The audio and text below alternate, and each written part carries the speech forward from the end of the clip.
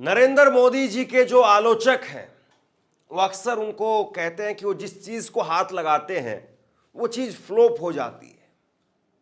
जिस चीज के बारे में चर्चा करते हैं वो चीज जो वो चल नहीं पाती है। अब एक फिल्म आई है साबरमती रिपोर्ट, और उस फिल्म को लेकर के नरेंद्र मोदी हो, अमित शाह हो, देश के प्रधानमंत्री, गृह मंत्री सब ट्वीट कर रहे हैं और ट्वीट करके कह रहे हैं कि जाइए भैया फिल्म देख करके आइए। और फिल्म में कितना शानदार तरीके से काम किया है, सच को सामने लेकर के आए हैं, सारी बातें कही जा रही हैं, लेकिन फिल्म फिर भी फ्लॉप हो गई। उनके जो आलोचक हैं नरेंद्र मोदी के, वो कहते हैं कि ये बड़े पनौती हैं, जिस चीज को हाथ लगाते हैं वो चीज फुस हो जाती है, चल नहीं पाती है। और मोदी जी की जो फिल्में हैं, या यूं कहूं कि मोदी जी या उनकी सरकार या उनके जो समर्थक हैं, उन्होंने जिसका समर्थन किया वो फ्लॉप हो गई। एक नहीं दर्जनों फिल्म है ऐसी जिनको सरकार ने टैक्स फ्री किया, वो फ्लॉप हो गई। और ये फिल्म जिसको लेकर के नरेंद्र मोदी विदेश में बैठ करके भी ट्वीट कर रहे हैं और बता रहे हैं कि भाई बहुत शानदार काम इस फिल्म में हुआ है।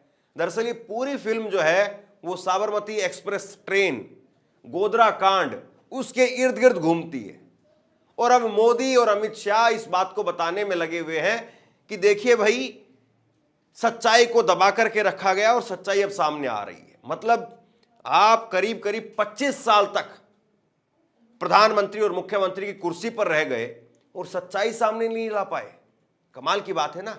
अब 11वीं साल में वो देश के प्रधानमंत्री के पद पर है और अभी तक सच्चाई नहीं सामने आई। या फिर ये है कि एक प्रोपेगेंडा फिल्म बनाई गई मोदी की वाहवाही करने के लिए, झारखंड चुनाव में, महाराष्ट्र चुनाव में इसका लाभ लेने के लिए, और वो फुस साबित हो गई। सवाल ये है, अब बाकी आप सोचिए। और मोदी जी ने इसको लेकर के क्या कहा है, अमित शाह ने इसको लेकर के क्या कहा है, मैं आपको आगे बताता हूं। लेकिन जरा एक लंबी फेहरिस्त है, जिस फिल्म के ऊपर हाथ रखा वो फिल्म का क्या हाल हुआ वो जरा देख लीजिए। बड़ी लंबी फेहरिस्त है।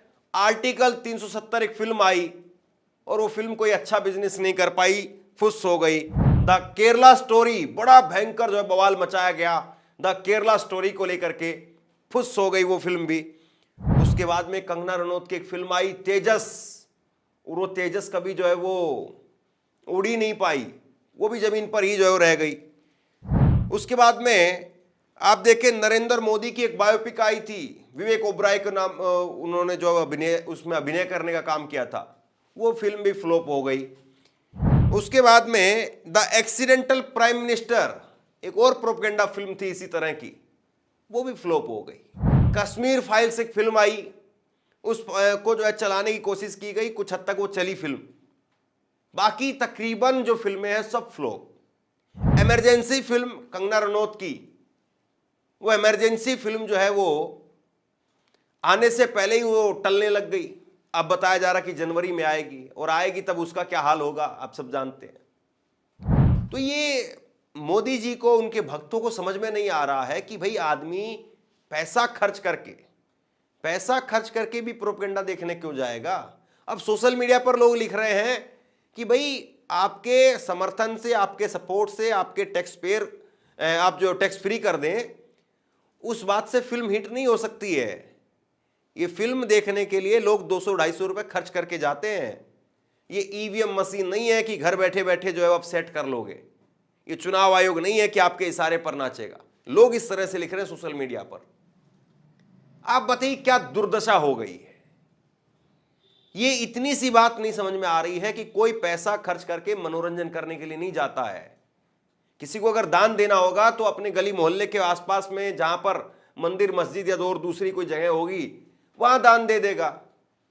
मतलब अपना 2.5-3 घंटे का समय भी लगाएगा, पैसा भी खर्च करेगा, और आप फिर जा करके इनका प्रोपेगेंडा देखेगा।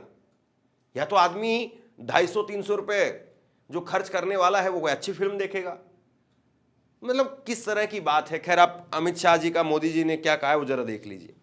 नरेंद्र मोदी कह रहे हैं ये अच्छी बात है कि सच्चाई सामने आ रही है, और वो भी इस तरह से कि आम लोग इसे देख सकें।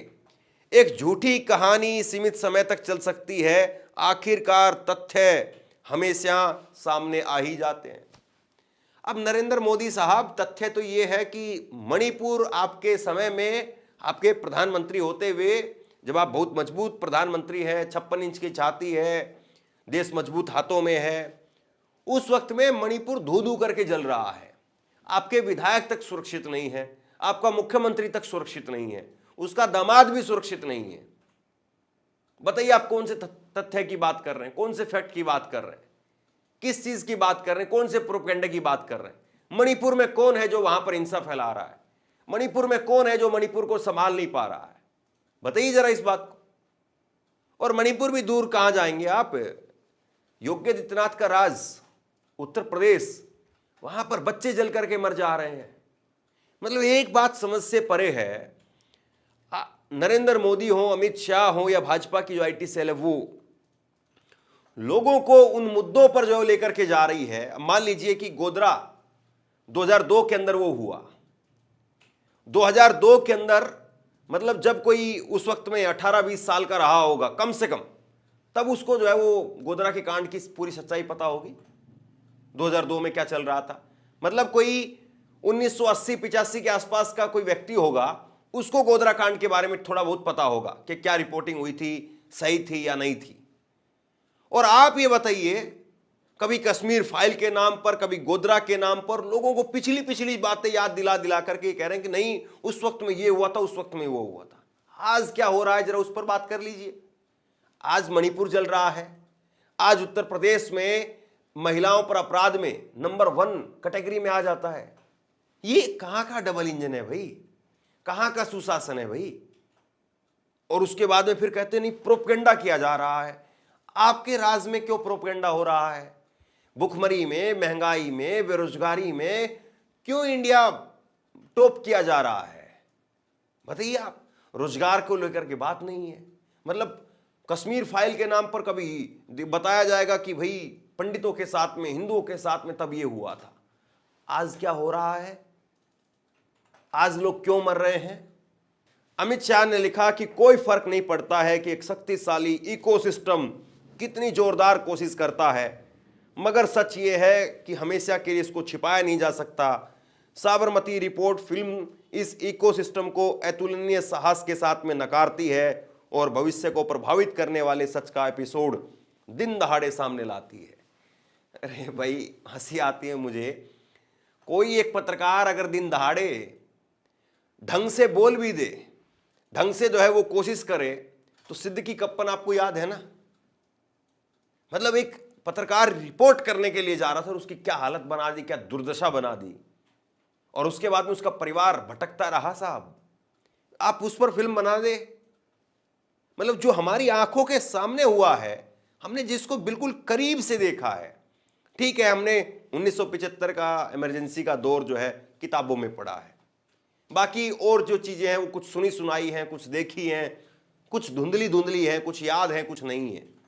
लेकिन जो बीत रहा है अभी, आज जो हो रहा है, उस पर हम बात ना करें। 1975 में क्या हुआ, फिर उसके बाद में मोदी जी लेकर के आते एक नया विविस्का दिवस, वो मनाने के लिए। मतलब 1947 में जब भारत पाकिस्तान अलग अलग हुआ था, उस वक्त में जब मारकाट हुई थी, उसको याद करिए। आज जो हो रहा है हम उस पर बात क्यों नहीं करें?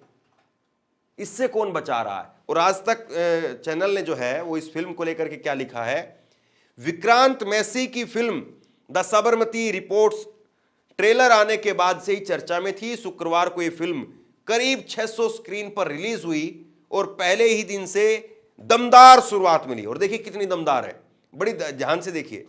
पहले वीकेंड में द साबरमती रिपोर्ट दमदार तरीके से आगे बढ़ी और 3 दिन में 6 करोड़ 70 लाख रुपए जो है इस फिल्म ने कमाए हैं, जो विक्रांत मैसी की पिछली हिट फिल्म बारहवीं फेल के बराबर है। अब देखिए बारहवीं फेल, जो 12th फेल फिल्म थी, वो फिर भी अच्छी फिल्म थी।